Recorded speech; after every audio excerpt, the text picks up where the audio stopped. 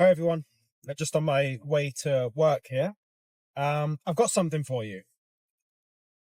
We talked the other day about an XRP ETF or the Bitcoin ETF, and someone raised something very interesting in the conversation. I don't know if this is working. Sorry, this is all uncut. I'm blind. Okay, this has not started the way we wanted to start. People were asking about the ETF, and we were talking about it at length, basically saying you can go back and watch the video to get the full explanation. But we were basically saying just because an ETF happens doesn't mean that there's going to be big price appreciation, because the whole nature of an ETF means one entity buys a large amount of that crypto so that their clients can invest in a representation of that crypto rather than actually buying the crypto. So if it was the other way around and large entities were buying the Bitcoin or the XRP, then the price would go up because you're taking tokens out of circulating supply. So it's kind of like a fallacy, is that the right word? To think that an ETF is going to raise the price outside of market FOMO and the initial purchase of that crypto, which is a large amount of crypto, but it's a one-time thing. It's like, it's not continual growth. And so somebody said, well, what if BlackRock, for example, in this instance with the Bitcoin ETF, what if there is a higher demand from their clients than they actually have in their portfolio? Really good question. I don't know. I would imagine, logically speaking, if they have clients that want more Bitcoin than BlackRock have, or want to invest in more ETF than BlackRock have in Bitcoin, then BlackRock have to buy more Bitcoin, right? It makes complete sense. I don't know. I can't think of any other way unless, now I'm thinking of another way now, and I'm really thinking about it. You know how, what's the word? Oh, I'm forgetting the word. It's a banking word. Like, I'm going like this, like you're going to help me. Oh man, it's just like the maths that I did the other day, and I couldn't do the simple equations in my head.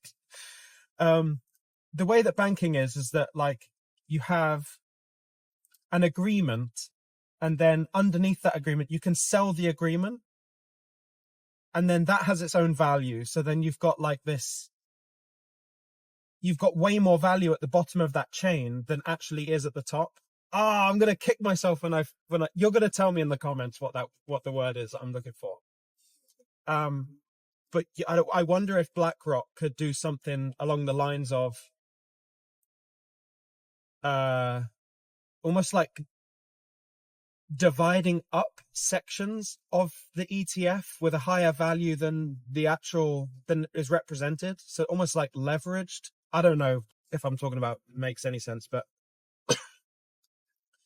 it would make sense to me. That, you talk about Occam's razor. If anyone doesn't know Occam's razor, it is the thought process or the assumption that the simplest explanation of anything is probably the correct one or the right one. And so because of how easy it is to understand, I'm going with Occam's razor on this ETF thing. I think if the demand went up enough for the ETF itself, then BlackRock would just have to buy more crypto. And that would obviously be probably minimally beneficial for the price of that asset, just because I can't imagine, let's say BlackRock buy 1,000 Bitcoin. I can't imagine that their clients would say, we need another 1,000. Like, that would double a big purchase. Maybe, who knows? But I just thought that was a really interesting question that I wanted to touch on. There was something else that I saw. I was in a conversation with someone who's made a lot of money, and I say a lot of money. They've made probably over £1 million, which is a lot of money, but we've got our sights on higher. And he was talking to me just casually about how his dad was a wealth manager, blah, blah, blah, blah. And he just dropped it in the conversation. And he just said, I bought a care home. And I was like, a care home? Why? Like, does your grandma live in that care home and you wanted to make sure, like, you know, it's such a strange thing to spend your money on. And it made more sense as time went on, and it will make complete sense to you as well. We're going to talk about this in full at some point in the 1% mastermind, not because I don't want to share it with you here. It's just because, you know, the people in the mastermind are more engaged about topics about, you know, what we're going to do when the prices go up, how we're going to diversify, what are we going to buy business, build business, you know, what we're going to do with the money. But I'm going to briefly touch on it here. But the whole idea is, in the UK, the owner of a care homes are rented. Okay. And this might not be the case for all care homes. There will be private care homes. I'm not saying there's not private care homes. But some care homes are rented, and they're rented by who? They're rented by charities. Now, charities get help from the government to pay the rent. And it might even work in the way where the government just ask the charity, how much is your rent? And the government directly pay the owner of the building the rent. So it's not just that, because that sounds like a pretty sweet deal. That's really nice. It's not just that. It's also 10% yield for the owner of the building. Not just that. It's for 25 years. So let's run the numbers. You've just purchased a care home, and you've purchased it for £500,000. £500,000 down the drain. Let's say you put that in the stock market, right? Which some of you may do. You are at best going to get kind of 6, 7, 8% yield. Yes, that could extend past 25 years, but it fluctuates, and it's kind of a stress. With the care home strategy, it's a 10% yield guaranteed for 25 years from the government. So you pay 500,000. I'm making it up like that. It could be less. It could be more. I don't know. You pay 500,000 for this care home. All of a sudden, you've created a salary for yourself, a continual payment for the next 25 years of £50,000.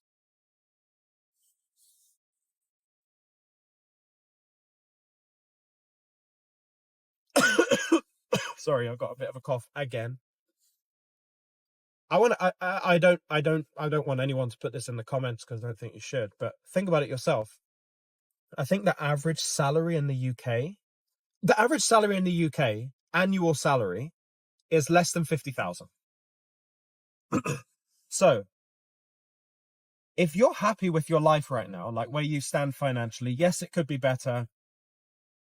But overall, you have everything you need. You know, you've got a house, and you're actually someone who doesn't like everything flashy and doesn't want really anything more than they have, and you earn less than 50K. I think it's a wild thought to imagine that all you need to retire is £500,000. Don't you think that's crazy? Like we always have this perception of what it takes to retire, and it's like, okay, we need $10 million and we can retire. But in reality, it's just not.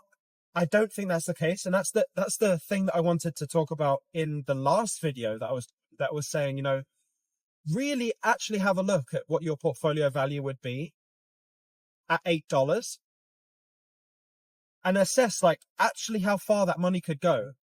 Does that mean you have to wait to the next bull run, or I've just seen this as like really moving around.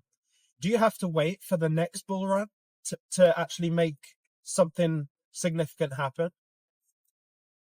Or can you make it happen this time round? And it all depends on your exit strategy. I actually alluded to the idea that I'm actually building something that's going to be really valuable for people for exit strategy. That's to come in February, mid-February. I'm working on that, but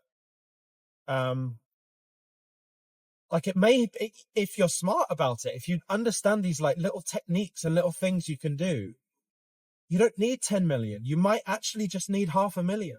And if we push that down to its limit, let's say you're someone who makes 30,000 a year, which I think is the average in the UK. If the care home is 300,000, which is not much money, and you're getting a 10% yield on that 300,000, you're earning 30,000 a year. You're literally earning your salary right now without having to work, and all you've needed to do is find a way to get £300,000. All I'm saying is that people, I think there's a lack of thought in people's minds actually about the reality of these things and what is required. I always brings me back to the story of this. There's an NFL player. Well, he was more of a college football player. And what I mean by that is he was good enough to get drafted. In the US, in American football, and I think in basketball too, there's like this whole drafting system where you play in college, your performance in college and university directly impacts your draft. So you get put into this event, and coaches from like the NFL and the NBA, they're all there, and they're deciding who they want to add to their team. But if you're in like the first draft, you're the creme de la creme. You're like the best pick. You are one of the highest performers in college sports. And obviously there's money involved with this. So if you're drafted in the first draft, your immediate salary is like, in the millions. So you've made it. You've completely made it at that point if you can be in the first draft. Anyway, there was this guy who came out of college, and he decided, I don't like this sport. I don't want like my brain to be damaged over time, because that's obviously a big problem with American football. I actually don't need that much in life. And I want to think about my future. He got drafted in like the third or fourth draft or something. His salary was, it was something like $1 million a year, $1.5 million a year, something like that. And he decided, I want to see how far I can take my salary here, and how far I can push it for the rest of my life. He decided that he would need to put in like 2 or 3 years in the NFL. And bear in mind, NFL teams, like American football teams, are like 60 people strong. And there's only, 15 on the pitch, on the field. So the chances are you're not on the field. So he was getting paid millions a year, let's say $1 million a year, to sit on the sidelines, not get brain damage. But all the while, he's going to his financial advisor and asking him, how can I use this salary to basically set me up for the rest of my life on a moderate salary, like a normal person's salary? I want to go on holiday 2 times a year. This is the lifestyle that I'm accustomed to. Being really smart about it, right? And his wealth manager basically said, you've got to put 2 years in to the NFL at the current status, like maintain appearances for the next 2 years. And once the 2 years are done, put in your notice, you're retiring, and that's it, you're retired. And what he's basically done is he's actually done the effort, put in the effort in the short term to think about his plan for the future. And it turns out he doesn't need $10 million. He just needed 2 to live a very nice lifestyle for the rest of his life. And whether it's like his NFL, getting drafted into the NFL is our crypto. We have this opportunity to put some time in the NFL, to exit the NFL at a reasonable time to minimize stress, to minimize damage to our own sanity, to enable us to live the rest of our lives in a way that's perhaps not flashy, perhaps not crazy. And that's also okay as a dream. You can have those dreams to have this like flashy lifestyle. But I still think people aren't putting the effort in to realize actually what is the cost of the lifestyle I want? What is the cost of the lifestyle I currently have? And what are the actual price targets I need to hit that goal? And once I've hit that goal, am I in a position to have enough mental clarity and emotional control to actually execute on that plan? Even if it means, like, and seriously, even if it means selling your cryptocurrency at significantly below where you believe it can go, and resigning and almost prioritizing the life that you are happy with and can have for the next until you die, and prioritize that over the idea of potentially someday the asset being significantly more valuable. If you're prioritizing the long-term view of your life and the lifestyle, and actually just being happy with retiring, being financially free, more so than having a Lamborghini and this crazy lifestyle, I just think that's extremely powerful. If you can know how to do that. And it's not, knowing how to do it is one thing. Like, it's very nice to have someone explain, here's a step by step, here's how you do it, which is obviously what I'm planning on doing in mid-February for everyone. But these skills you're also able to do it yourself. You know, everyone can track their expenses. Everyone can track their desired lifestyle and the amount that costs. Everyone can look at how much that costs, how much their portfolio needs to go up, how to actually make the exit from the exchanges and your cold storage. Like anyone can do that. I guess what I'm trying to do in this thing is take that effort away. So instead of stressing about it for like a whole bear market, it takes 90 minutes to at least learn the stuff. There's obviously some hours you've got to put into actually putting the numbers together and all of that, but a little bit of effort goes a long way in terms of expectations for your assets. And we've got such a promising future ahead. I don't want everyone to get so clouded in wild numbers, although they may happen. Like these crazy predictions for XRP very well could happen, but we have to. I'm more interested. This is a good way to put it. I'm more interested in a financially free life than I am being, an 800 millionaire. So I'm more interested in the milestone that $2 million takes me to versus what 80 million or 800 million does to me. There's a thing, what's it called? It's like a paradox. It's the law of diminishing returns or something like that.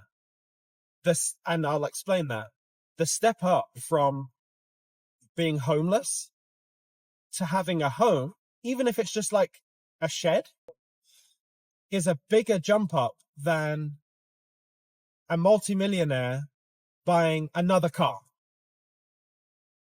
So when you have less, it's better to have that big jump to get the thing that you've always kind of needed than it is to go from thing I want to thing I want. And so that's how I view like the jump from me now driving a Nissan Qashqai that doesn't start in the morning, does now, to me being financially free is a life-changing event. But me going from financially free to buying my second Lamborghini Urus is not that big a jump. Like, I do not anticipate the feeling of buying my second Lambo being better than me becoming financially free from just a couple of years ago being on a minimum wage salary.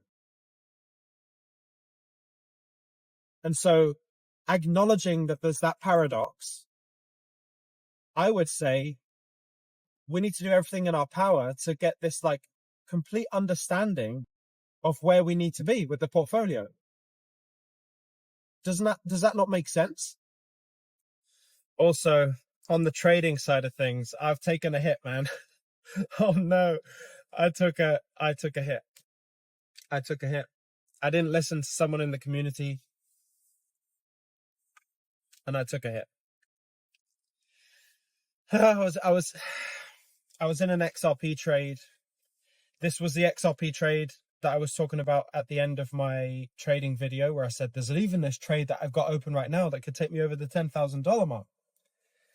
That was because at that time, the time of recording that clip, that trade, I was at $8,400 or something at the end of my challenge. And that trade was up 1,200 or something. So I was this close to $10,000. Well, I didn't take profit. I didn't take my profit. I also set my stop loss really far away. So I didn't practice what I was saying in my video yesterday. You know, a tight stop loss and a big upside. I didn't do that. Well, to be fair, I did do that. I did a big upside, but the upside was so big that the small downside was still a lot of like play. So when you zoom in, like the stop loss looked really far away. Anyway, the profit went down, it started going to the red. And I was like, okay, I'm just going to hold on because that's a big crash to come down from where I was. And if I can imagine it's just going to recover. Didn't recover. Kept going down. And at one point I was, it hovered around $1,500 down. I thought, okay, it's not ideal, but that brings me back down to kind of like, I'm on $6,000 now instead of almost 10. It's a bit tough, but if I leave now, then I'm accepting that I've just lost $2,000 or $1,500. So I held on. I share all of this to say, like, I have no idea what I'm doing. I'm going through all the same things that beginners would go through. I'm just documenting it. So I'm putting myself out there to be embarrassed. I guess is the overall point here. And I held on more, and then we had the big red day yesterday, and my stop loss got hit. I lost half my money. I went from 8,400 at the end of the challenge to 4,400 overnight. Now, I have entered a few trades last night that I did, in fact, I won't say win. I didn't win. I just didn't lose. So one of the tips that I want to give everyone here is that once the price has gone up for the asset and it's reached a recent, like, let's say we're going long. Okay, I'm going to try and get quite granular in this. And when I make the video on this, it'll be more detailed and easier to follow. So let's say the price has gone down and now you're going long. So you're betting on the price going up. So you enter your trade. You'll notice that as you look just immediately to the left on the chart, there will be a point where the price has acted as a resistance. So that a resistance, like I said last time, is when the price goes up, but it can't get past a certain level, and it kind of bounces there a few times and then comes back down. That's a resistance level. So if you look at the resistance level that's immediately to the left, like in recent history, once the price reaches that resistance level, move your stop loss above your entry level, just above, like almost at like break even. So imagine breaking even with your stop loss and then account for some fees in there, right?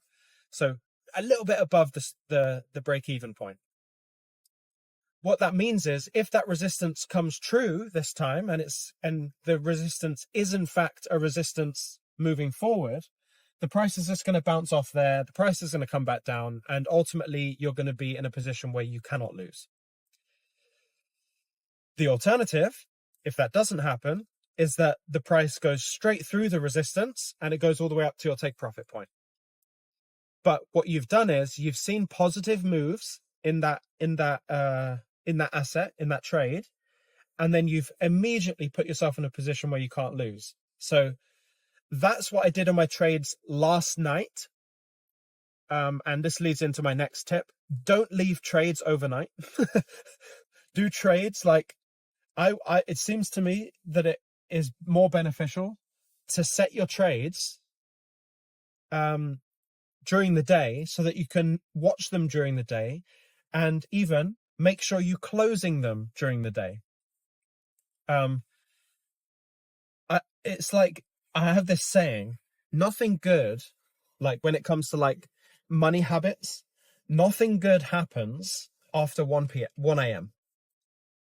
So if you're after 1 a.m. and you're thinking you're about to make a purchase decision, it's probably going to be a bad decision. So I know you have your take profits and stop losses all set overnight, but there's something about going to sleep with a trade on that makes it turn negative. So basically what happened, I reached these positive points on those trades. I moved my stop loss up just above my break-even point where I purchased, and overnight they all dropped back down and triggered the stop loss. So I didn't lose, but I didn't win. Which I think in trading is actually the name of the game. If you can get yourself into a point where you can either come out of it even or win, like that's a pretty good deal, because over time the wins are just going to add up. So those are my tips. Don't leave trades overnight and move up your stop loss. I think these are two of the things that I've learned. But yeah, look, these are the realities. I've taken a big hit here. Halved my gains that I made. I was getting really comfortable with the idea of having 10,000, and now I'm back to 4. So we've got to pull some moves out of our butt again here to get that back. Of course, I'll share all of that when that happens. So look, I've got the perfect thing happened here. So you can see I opened a trade at this level because I thought this was the bottom. It dropped down. I can't even look how close that is to the stop loss. It didn't trigger the stop loss, and now we're recovered. Now what's happened is, like I said earlier, if you're looking left and you see there's a resistance point like this, so the price has come up to the resistance point, this is the time where you move your stop loss, which I'm going to do here, up to the break-even point. So I'm going to bring it up. I'm going to bring it up so that I now cannot lose this trade. So you can see I've just moved my stop loss just above my entry level. So now I cannot lose this trade, and my take profit is right here because I don't want to wait for it to go all the way up there. I want to just kind of lock in some of these profits here. But this price now has to hit this level for me for it to work. And currently that trade is almost $500 up. So I don't think we're exhausted on the MACD. I think there's a little bit higher to go here. And so I'm hopeful that will hit its mark and we'll make some money. But that's a perfect illustration of what I'm saying about being available to adjust the take profit point, or the stop loss point. I mean, it's perfect illustration. So there's something else, Tunnel. Hold your breath. Does anyone else do that? They hold their breath in a tunnel. Anyway, there was someone else in the comments that was talking about how, when you talk about exit strategy and why is everyone talking about exit strategy? Aren't you just going to move it into a worthless asset in fiat currency? And I get the sentiment, but this brings up another thing that I think a lot of people do. And it's, we think too far ahead. And so I think the XRP community is like this in general. We live in the future. So everything we think about is like the new system, the financial reset. We're living in the future and not today. And so the problem is that thinking about the future so much tarnishes the way you interact with the world now. So my example is, we know that something needs to happen with the financial system and there needs to be some sort of asset to make it all better. So we confuse that sometimes to think the asset that would make it better then should be treated that way now. And that gets you into I think a more narrow-minded mindset than you need. Because if I want to pay for a renovation on my home, which is what I'm doing, I can't use the asset in 10 years' time to pay for that. I've got to use the asset that is used now for that. And unfortunately, that's fiat currency. We have to use fiat currency. Like I had to pay fiat currency for the renovation of my home, not crypto. And so there's like that whole side of people that say, fiat's worthless. I've said fiat's worthless. And I believe that its worthlessness will come to light when the big changeover happens. But we're not there yet. Like, we need cash at this point. So let's think about the next 2 to 3 months. Hopefully we see some alt season in the next few months. If you're selling, the asset you sell into is fiat. There's no other way about it. You can sell into stablecoin, but ultimately, unless you've got one of these cards or a bank account that you can spend stablecoin, it's still not happening. Like, it's still you're still going to have to come into fiat to spend that money. So in the example I gave earlier, if you want to buy a care home to diversify your investments or your profits, you're going to have to buy it with fiat. So let's not be all like annoyed at fiat right now. We know where it's going, but as it stands right now, we just kind of need it. Hey, so I had another question brought to me. I thought it was really interesting. It was actually my mum. She was asking, when we're talking about CBDCs and how they're all going to come into play, what if they don't come into play? What happens, like, if the masses win? Or it's not really the masses at this point. It's like, there's a whole movement against CBDCs for surveillance and all those kind of things. What actually happens if we win that battle and they don't go for a CBDC, even though all of the signs and all of the countries are all moving towards CBDCs? What if it fails and we don't move towards CBDCs? And I was thinking, that's a really good point, because, like, do you then just say, okay, we're using cash again? It's like, well, we already know that cash is kind of useless because we're all tapping for our payments anyway. So, but we still need to update the system for it to be better. Okay, so we're obviously making a big assumption here that when we're not having CBDCs, that means no retail CBDCs or wholesale CBDCs. Okay, so that's quite a big assumption right there. But if we remove that from the equation, the banking system still needs the solution. Like, there's still problems. And so the first thing that came to my mind was, well, you can't go back to cash because there's two options. You either go back to cash, or you start using actual cryptocurrencies as currency. And then my mind kind of exploded a bit, because I was like, well, the banks need to use a currency that works for what banks do. Wouldn't that just be a really good hand for XRP to be dealt? So if we think about that, and XRP's utility would come into play at a whole new scale if CBDCs weren't playing a role, should we actively be trying to resist CBDCs more? I know many of us in this community are like really just against like the surveillance, privacy.